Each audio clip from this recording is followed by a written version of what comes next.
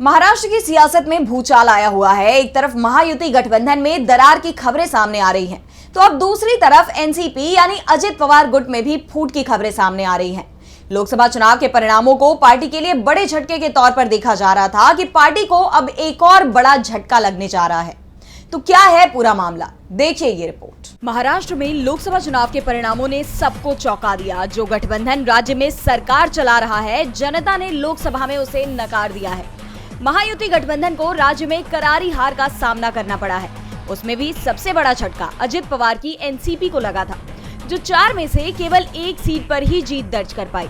अभी इस हार से अजित गुट उबर भी नहीं पाया था कि अब पार्टी के अंदर ही बगावत हो गई है। 18 से 19 विधायक पार्टी छोड़ने का मन बना चुके हैं। शरद पवार के पोते रोहित पवार ने दावा किया है कि अजित पवार के नेतृत्व वाली एनसीपी से 18 से 19 विधायक फिर से शरद पवार के पास लौटना चाहते हैं। उनके इस दावे ने महाराष्ट्र की सियासत में हलचल तेज कर दी है। चुनाव के नतीजों के बाद से ही अजित पवार के एनडीए से दूरी बनाने की चर्चाएं चल रही थी, तो अब उनकी पार्टी में ही बड़ी फूट की आशंका जताई जा रही है।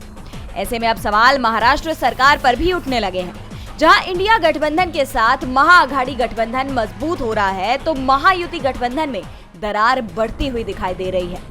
और अगर ये सिलसिला कायम रहा तो आगामी विधानसभा चुनाव में भी इस लोकसभा चुनाव की तरह चौंकाने वाले परिणाम दिखाई दे सकते हैं। शिंदे सरकार के लिए ये अच्छे संकेत नहीं माने जा रहे। आपको बता दें, महाराष्ट्र में कुछ ही महीनों बाद विधानसभा चुनाव होने हैं और फिलहाल यहाँ भी बाजी पलटती हुई दिखाई दे रही है। डीबी लाइव की रिपोर्ट।